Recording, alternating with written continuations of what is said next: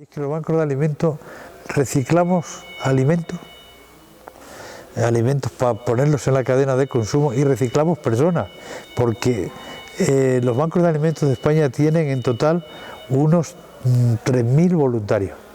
De los 3.000 voluntarios hay gente que ha tenido una vida profesional plena, que han tenido puestos de responsabilidad, y esa experiencia la cogen los bancos de alimentos para dirigir. Pues el horario que tenemos aquí es de 9 de la mañana a 1:30 aproximadamente, o las 2, y algunos días por la tarde que vamos a buscar papel a la papelera, como bien dijo yo antes, y llevo pues 2 años de voluntario.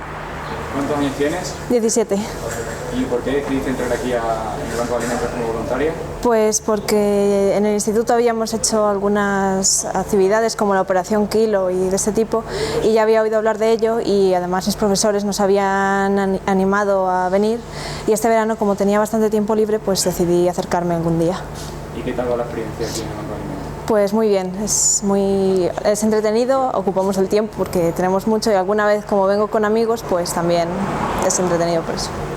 Pues llevo 3 años, algo más de 3 años en el Banco de Alimentos, y bueno, tenía inquietud de colaborar con algo. Me pareció muy buena idea lo de los bancos de alimentos, y entonces un día me levanté por la mañana, me vine para acá, dije que quería colaborar con ellos.